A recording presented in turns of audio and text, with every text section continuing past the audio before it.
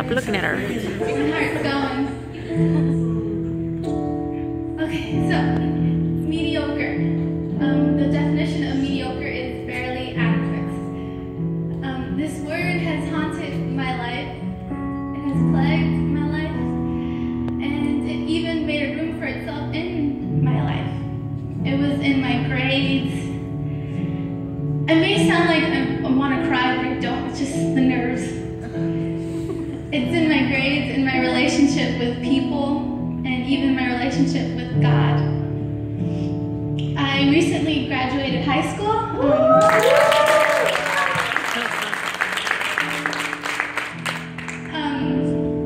And it was bittersweet. It was a bittersweet experience, a bittersweet moment. Sweet because I'm finally done with high school, but also bitter, not because I'm going to miss high school or the people in it.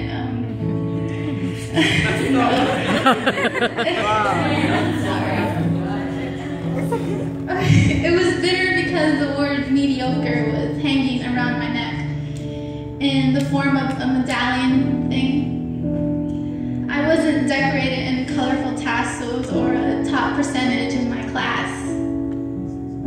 I had one medallion and just an all-white gown, so it was kind of plain. Before I go on, I want you to understand, and what I had to understand, what I had to tell myself, is that our value is not found in titles that we're given or not given. Yes.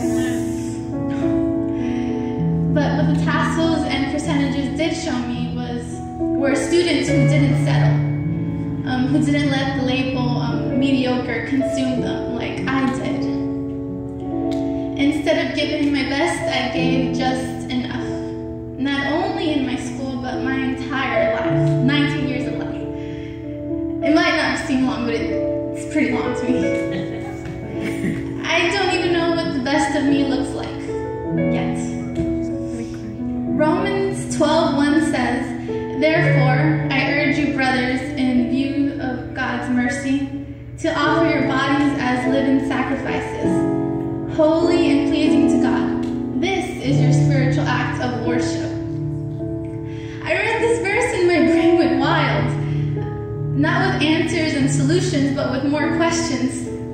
Offer your bodies as living sacrifices? I could imagine Paul writing this and just want to, Paul, what are you talking about? A living sacrifice, what does that mean? How can a sacrifice be living? Living, I don't know where that went. Paul. I'm cold. And I was like, oh, silly Paul, you don't know what you're talking about. But yes, silly Paul knows what he's talking about. A little light bulb turned on in my head, and like banners in my head went, Jesus.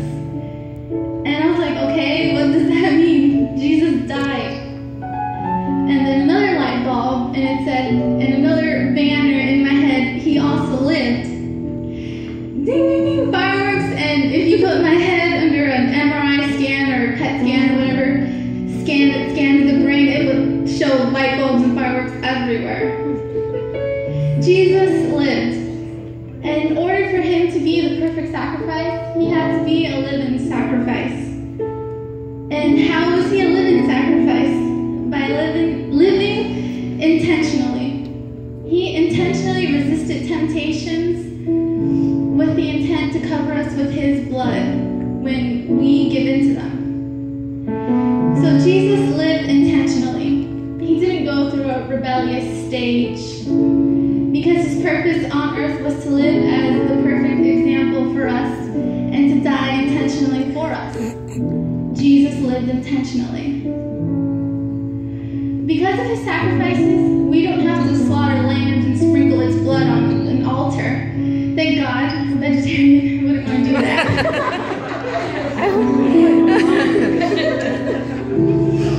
No.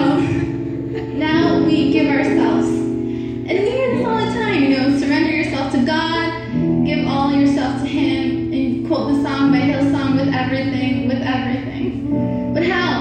How can we offer ourselves as living sacrifices? But how? We offer ourselves as living sacrifices. How do we live sacrificially?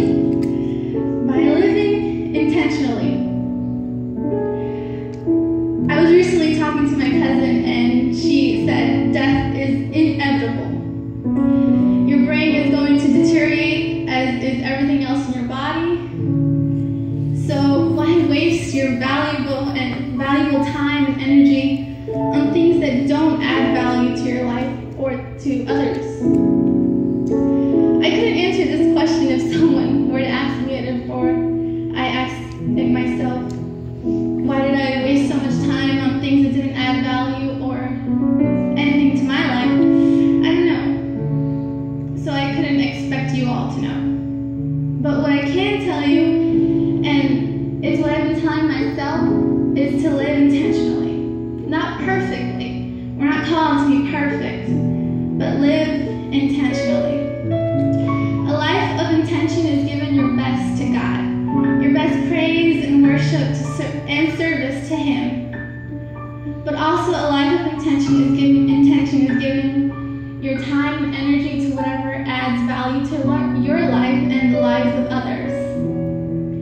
We can't change our past or map out our future, but we can trust in God and live right now intentionally.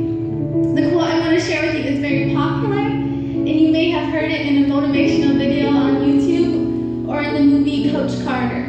It's one of my favorites, and it says, "Our deepest fear is not that we are inadequate. Our deepest fear is that we are powerful beyond measure. It is our light, not our darkness, that most frightens us. We ask ourselves, who am I to be brilliant, gorgeous, talented, or fabulous? Actually, who are you not? You are a child of God. Your playing small does not serve the world. There is nothing enlightened about shrinking so that other people won't feel insecure around you. We are all meant to shine as children do. We were born to make manifest the glory of God that is within us. It's not just in some of us, it's in everyone. And as we let our own light shine, we unconsciously give others permission to do the same. As we are liberated from our own fear, our presence automatically liberates others. Please be your best self. Give your best self. Live intentionally. Serve intentionally. Invest your time and energy to whatever adds value to your life and whatever adds value to others. Lastly, I want to leave you with Romans 12:6-8. We have different gifts according to the grace given to each of us. If your gift is prophesying, then prophesy in accordance with your faith. If it is serving, then serve. If it is teaching, then teach. If it is to encourage, then give encouragement. If it is giving, then give generously. If it is to lead, do it diligently. If it is to show mercy, do it cheerfully. So whatever your dreams, aspirations are, please do it. The world would be so much better with Christians who did what they wanted and gave their best selves to what they wanted to do. We had doctors who looked for answers to God, to the Creator. Cancer would be healed. There would be no Alzheimer's, and it would be a great place to live in. So please give your best self, live intentionally, serve intentionally, and thank you and God bless.